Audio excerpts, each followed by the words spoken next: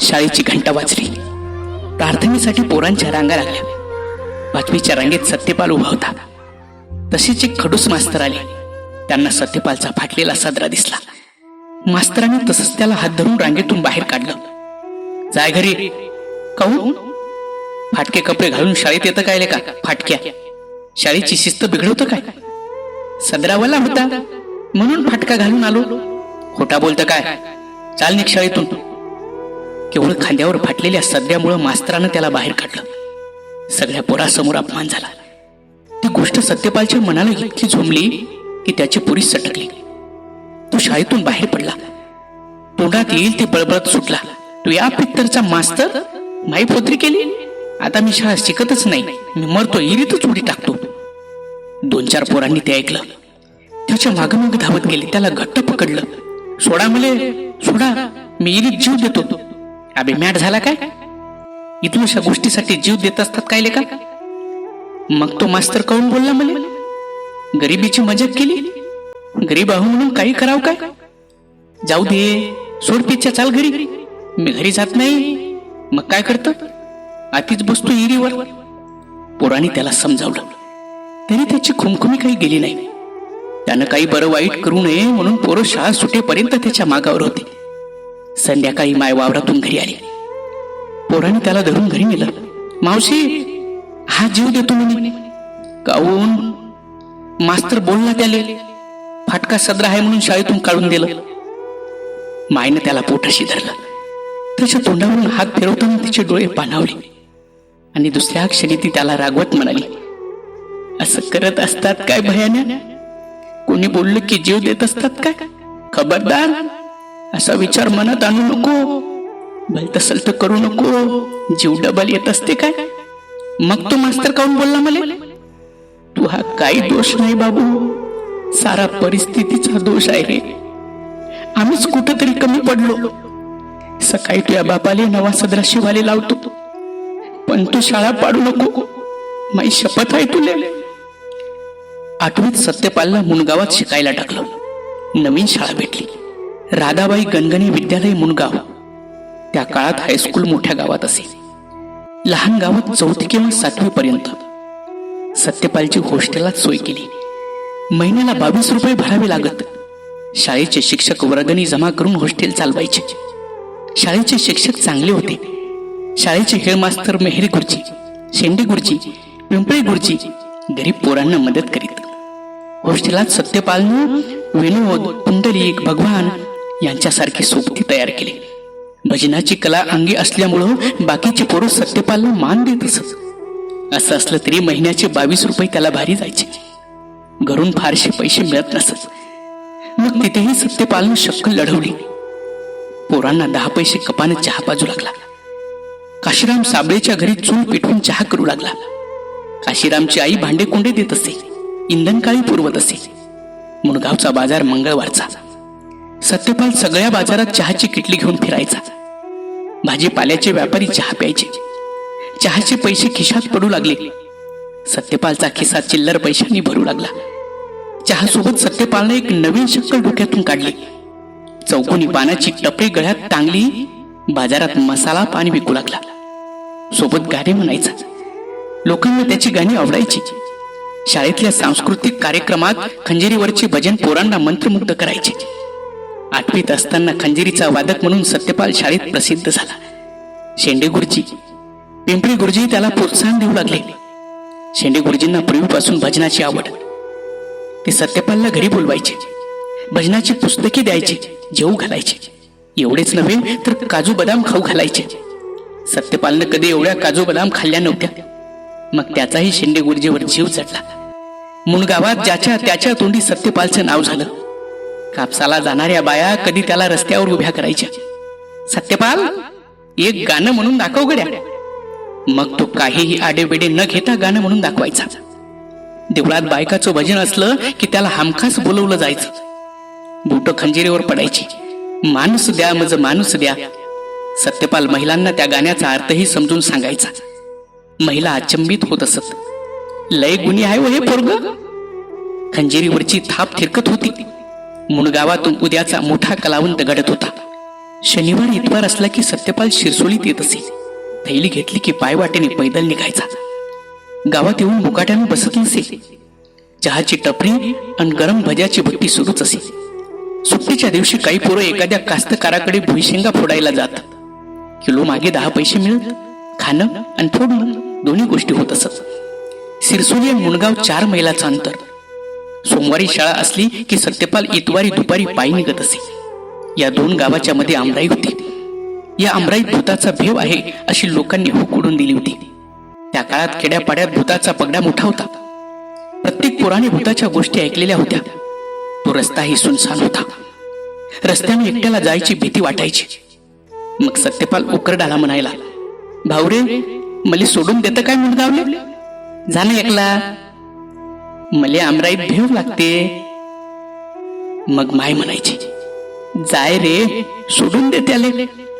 मायचा निरोप घेऊन दोघे मुणगावच्या रस्त्याने निघाले. रस्त्याने उकरडाला गंमत करायची हुक्की आली. आमराई जवळ आली. तसाच तो म्हणाला, काय वय रे ते? कुठे आहे ते? बाय आंब्यावर डांग घालून राहिली. सत्यपाल घाबरला.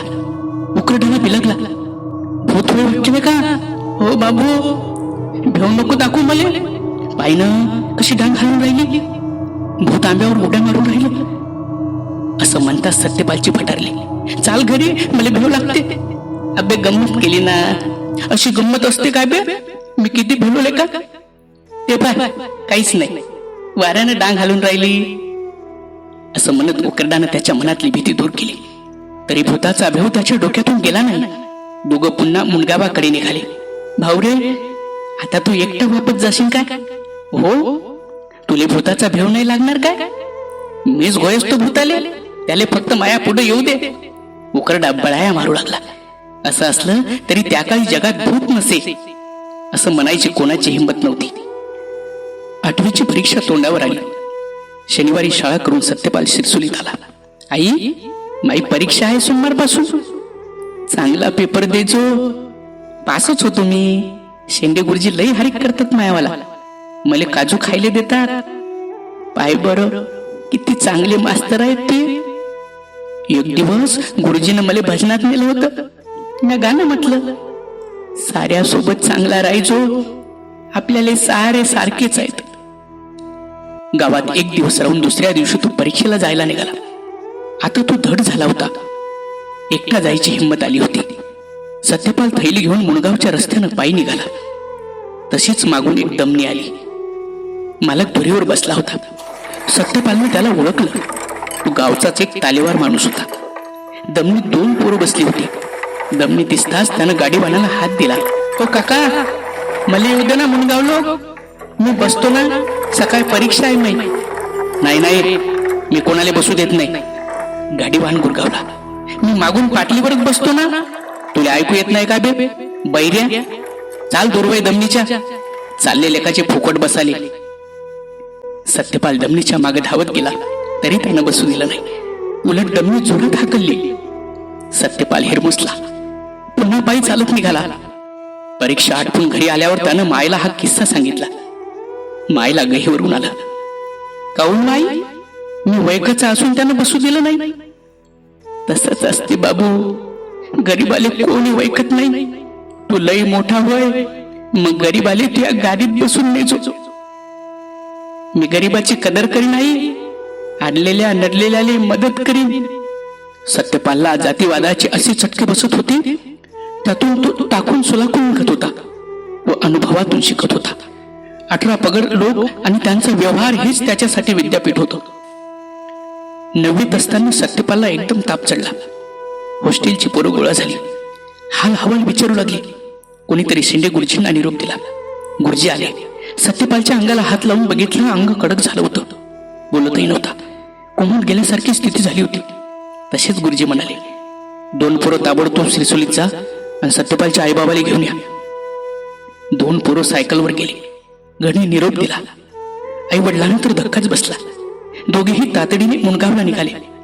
त्याच वेळी पावसानं जोर पकडला. नदीला पूर आला. संध्याकाळ झाली. बाकीचे शिक्षक आले. सत्यपालची हालत पाहून म्हणाले, हा लई सिरियल आहे, याला अकोल्यालाच न्या लागते. एवढ्या पाण्यात कसं नेतात? स्पेशल गाडी करा. शाळेचे अध्यक्ष भाऊसाहेब आंबळकरांनी स्वतःची गाडी दिली. नदीला पूर होता, तरी हाडोळे भाऊंनी पुरातून गाडी काढली. गाडीत माय होती, बाबा होते, गावातले दोघं तिघं होते. तितक्यातच रात्री थेट अकोला गाठला.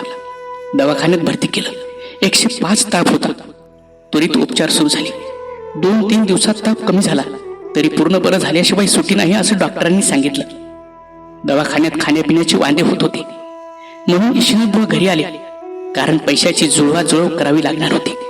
बाजूला एक दुसरा पेशंट होता. त्या पेशंट सोबत माजोडचे खंडारे नामक बौद्ध समाजाचे गृहस्थ होते. त्यांची शेजारी गावावरून येत असे. ते सुशीला मायला भाजी भाकरी देत. दवाखान्यात सारेच आपले जातपात विसरून एकमेकांचे सोयरे होतात, एकमेकांना मदत करतात. खऱ्या माणुसकीचे दर्शन दवाखान्यात घडत असते. सत्यपाल 7 दिवस दवाखान्यात होता. डॉक्टरचं बिल द्यायला ईशनाथबुवानं मशीन गहाण ठेवली. काही पैसे पोपटलालने दिले. पुढे बुवाने पैसे फेडून मशीन सोडून आणली. जीवनात हा एक अनुभव सत्यपालला बरेच काही शिकून गेला. खरा धर्म जात पात विसरून एकमेकांना मदत करण्यात असतो, हे त्यानं मनात पक्क करून ठेवलं. ईशनाथबुवाला एक भाऊ होते, जगन्नाथ चिंचोडकर. त्यांची पत्नी अकाली सोडून गेली. 3 लेकरं आईविना उघड्यावर पडले. बापाने पोराकडे लक्षच दिलं नाही. लेकरांचे खाण्यापिण्याचे वांदे होऊ लागले. अशातच 72 सालचा दुष्काळ पडला. सालभर महाराष्ट्रात पाऊस पडला नाही. पिकाची वाढ झालीच नाही. पिण्याच्या पाण्याची मारामार झाली. धान्याचा तुटवडा पडला. खाण्यापिण्याची मारामार होऊ लागली. जनावरांची परिस्थिती फारच बिकट. सरकारनं बाहेरून लाल मिलोची ज्वारी बोलवली. त्याची भाकरी धकत नसे, पचत नसे. चारा नाही, पाणी नाही. पाणी फक्त डोळ्यात होतं, तेही पुढे आटून गेलं. हाताला काम नाही, खिशात पैसा नाही. लोक गिट्टी फोडायला रेल्वेच्या कामाला जाऊ लागले. रखरखत्या उन्हात निवाऱ्याची सोय नाही. कुठेतरी बाळाला झोळीच्या पाळण्यात टाकून त्याची माय काम करायची. कुठेतरी नाल्याचे गढूळ पाणी प्यायचे. त्यानं पोरं आजारी पडत. सरकारी आरोग्य सुविधा झोपलेली होती. अशा परिस्थितीत गरीब कुटुंब कशी जगली हे त्यांचं त्यांना ठाऊक. एक दिवस सुशीला माय नवऱ्याला म्हणाली, नर्मदा आली होती जवळ गावची. काय म्हणे, लेकरायची माय गेली म्हणे. लेकरायचे वाके होते असतील ना. मग मले वाटते लेकर आपल्यापाशी आणावं. पाय बुवा, अगोदरच आपल्याला 3 लेकरायचा आट काढता काढता चालला. तुम्ही काळजी करू नका, मी करीन त्या लेकरायचं. बिन मायचे लेकर कुठे सोडता, मीच होईन त्याची माय. कर तुझ्या मनानं.